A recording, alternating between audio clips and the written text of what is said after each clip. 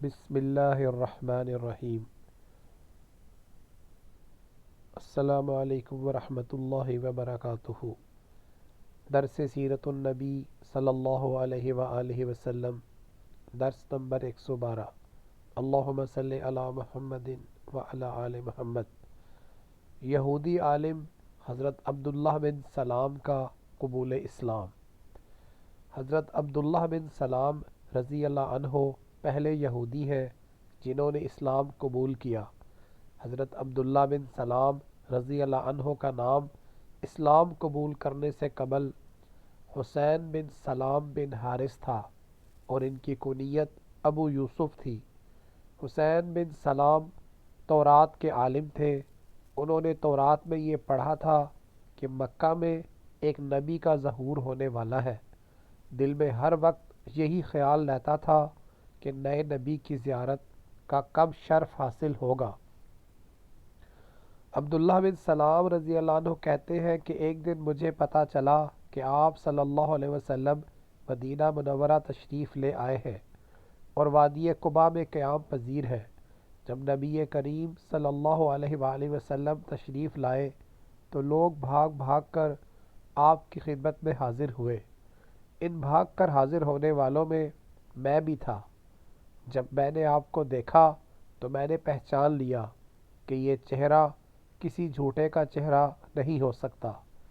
حضرت انس رضی اللہ عنہ بیان کرتے ہیں کہ حضرت عبداللہ بن سلام رضی اللہ عنہ کو جب رسول کریم صلی اللہ علیہ وآلہ وسلم کے مدینہ تشریف لانے کی خبر ملی تو وہ آپ کی خدمت میں آئے اور کہا کہ میں آپ سے 3 چیزوں کے بارے میں پوچھوں گا جنہیں نبی کے سوا اور کوئی نہیں جانتا۔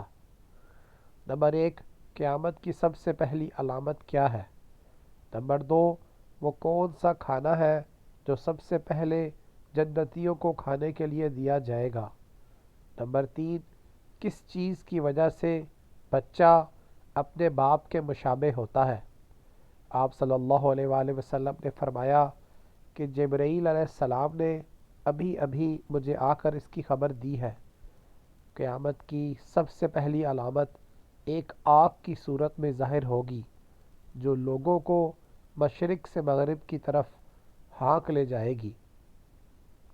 سب سے پہلا کھانا جو اہل جنت کی دعوت کے لیے پیش کیا جائے گا وہ مچھلی کی کلیجی پر جو ٹکڑا ٹکا رہتا ہے وہ ہوگا۔ اور بچے کی مشابہت کا جہاں تک تعلق ہے تو جب مرد عورت کے قریب جاتا ہے اس وقت اگر مرد کا انزال پہلے ہو تو بچہ اس کی شکل و صورت پر ہوتا ہے، اور عورت کا انزال پہلے ہو تو پھر بچہ عورت کی شکل و صورت پر ہوتا ہے۔ یہ سن کر حضرت عبداللہ بن سلام رضی اللہ عنہ بول اٹھے، میں گواہی دیتا ہوں کہ آپ اللہ کے رسول ہیں۔ پھر عرض کیا، یا رسول اللہ صلی اللہ علیہ وآلہ وسلم، یہود انتہا کی جھوٹی قوم ہے۔ یہود بخوبی جانتے ہیں کہ میں ان کا رئیس ہوں اور ان کے رئیس کا صاحبزادہ ہوں اور ان کا جید عالم ہوں اور ان کے جید عالم کا بیٹا ہوں۔ آپ صلی اللہ علیہ وآلہ وسلم ان کو بلا کر میرے بارے میں پوچھئے، بشرطے کہ ان کو میرے مسلمان ہو جانے کا علم نہ ہو۔ اگر ان کو میرے مسلمان ہونے کا علم ہو گیا تو وہ میرے خلاف بہتان تراشی کریں گے۔ چنانچہ حضور اکرم صلی اللہ علیہ وسلم نے ان کے پاس پیغام بھیجا۔ وہ آئے تو حضرت عبداللہ رضی اللہ عنہ گھر کے اندر چھپ کر بیٹھ گئے۔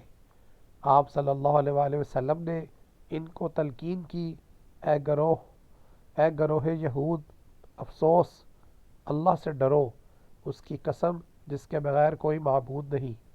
تم جانتے ہو کہ میں برحق رسول اللہ ہوں اور تمہارے پاس دین حق لایا ہوں۔ انہوں نے کہا، ہم نہیں جانتے۔ آپ صلی اللہ علیہ وآلہ وسلم نے یہ بات 3 بار کہی۔ پھر حضرت صلی اللہ علیہ وآلہ وسلم نے ان سے پوچھا، تم لوگوں میں عبداللہ بن سلام کون صاحب ہے؟